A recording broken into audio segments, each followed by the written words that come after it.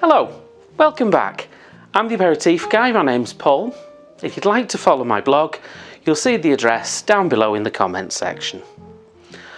Thinking about some of the ways I entertain, I often theme a dinner or an event and pick out some aspect of food history or the geography of the way we eat and play with that and introduce and explore all of those tastes and flavours and sensations. One of the things that guests often comment on is when I introduce them to an older cocktail than one they recognise. So I thought today I'd show you two cocktails that have both been somewhat overshadowed by their younger siblings. So the first one I'm going to make is a Pink Lady. Pink Lady first appeared in 1911. She is slightly older than the White Lady that followed her, although the White Lady grew out of the Pink Lady. Pink Lady is a very simple drink. Contains nothing but gin, pomegranate cordial and egg white. Because of that, you need to be careful about your gin. Get yourself a good quality gin,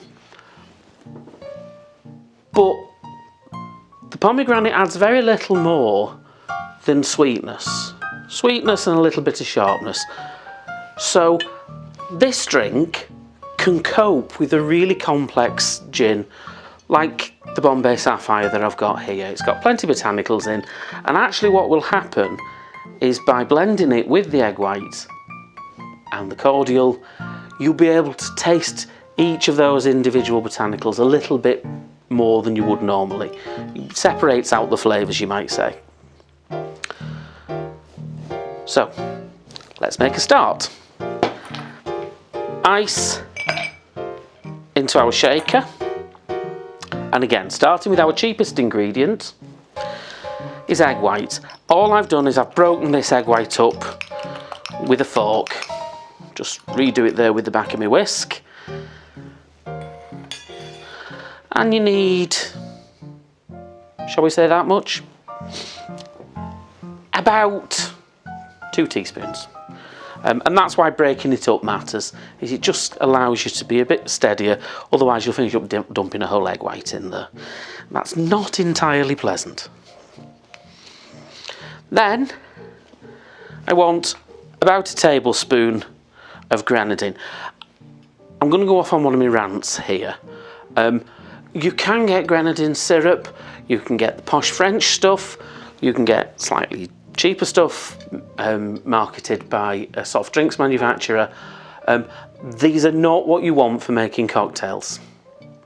They are mainly sugar syrup, or in the case of the soft drinks firm, almost entirely high fructose corn syrup. What I'm using here is an alcoholic cordial. It's only 3.5%, but it does make a difference. It blends more easily, it's got a rounder flavour, doesn't have that artificial taste about it. So I want about a tablespoon. I haven't got a tablespoon measure with me, so I'll do it with a teaspoon, and I want 3 of them. 1, 2, 3. And if anybody was ever wondering why it was called a Pink Lady, now you know. And then finally, I want a double gin.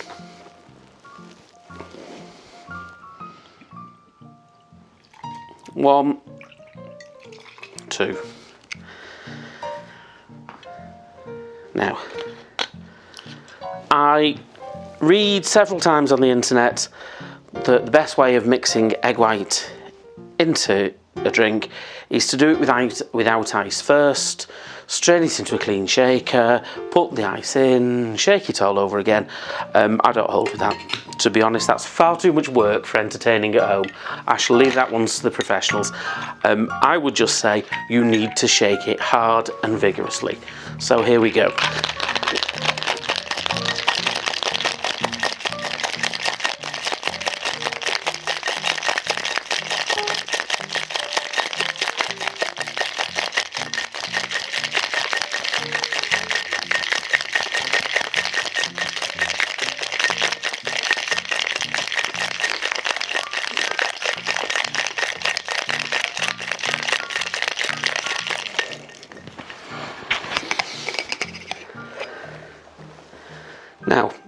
you're not slightly out of breath when you finish that, you've not been doing it hard enough. And if your hand doesn't hurt with the cold, you've not been doing it long enough. And I'm going to double strain this, just in case there are any fine shards of ice in there.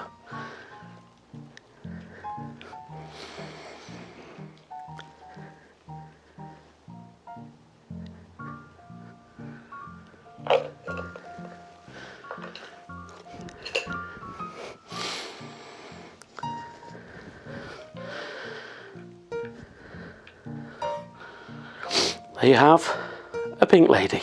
It was created as a marketing tool for a vaudeville review of the same name.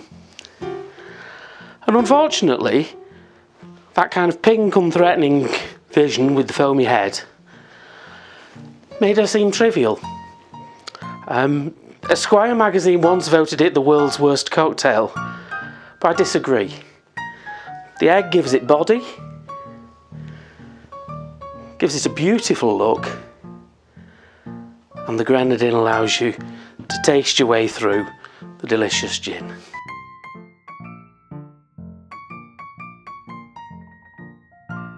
So, I've now given my shaker a good wash.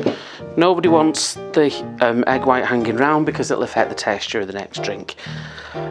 I'm going to make now an Alexander. Most people watching this will be very familiar with the brandy Alexander, a nice after dinner drink as the evening slows down. Cream, brandy, chocolate liqueur, a lovely pale brown colour, very mellow. That's the younger brother. The original version, again from about 1911, simply called an Alexander, was made with gin. And the reason the one we're more familiar with is referred to as a brandy Alexander is because it's a brandy variation on an Alexander. So I'm going to show you how to make an original Alexander.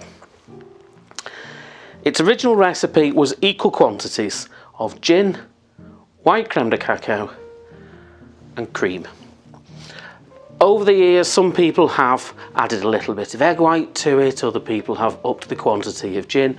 I'm going to make it according to its original recipe. It is startlingly different from the cocktail you know. Here we go with the ice again. I've got my jigger for measuring, and we start with the cheapest of the three ingredients. I've used double cream there, would be called a heavy cream if you're watching this in the United States. I'm then going to add white creme de cacao. You could use brown, there's virtually no difference in the taste, but I think the colour is better with this. You just keep all the colour out of it and you get this brilliant white drink. One measure of that, and that'll bring some sweetness to the drink. And then finally gin. I'm choosing the Lakes Distillery gin here. We could use the same gin as before. That would have other flavours to it. This is an old-fashioned drink. I want something that tastes lots of juniper. And the Lakes Distillery is just that. They've gone swimming against the tide of modern gins and stripped back their gin to just 3 botanicals, principal of which is lots and lots of juniper. And that's exactly what you need with this because it just brings out that kind of pine resin kind of smell and taste you get with juniper. It also has an extremely long finish on it. It would be a great gin for martinis for that reason. It's also a wonderful gin and tonic gin. I'm not being paid by them, by the way, I just think it's a great gin. So, 1 measure of that. I may have been just slightly over.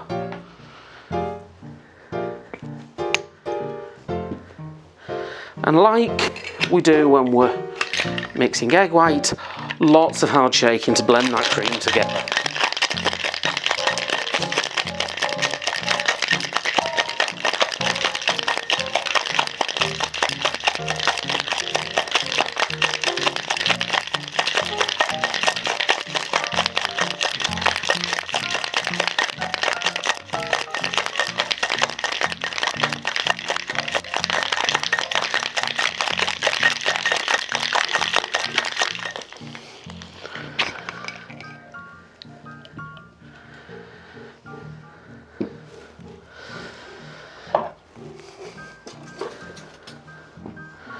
And again, because I've been shaking with lots of ice, I'm going to double strain this.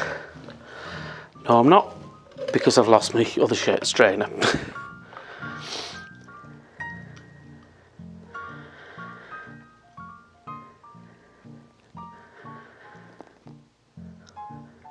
So, I would recommend you double strain this, but it's not going to kill anyone to find a little bit of ice in the drink.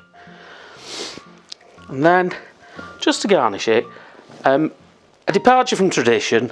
Originally, the recipe was to top it with nutmeg.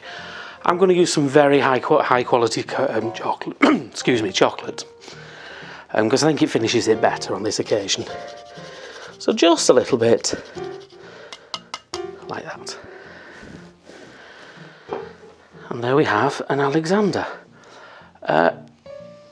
I would suggest, unlike its brandy brother, that you serve an original Alexander before dinner.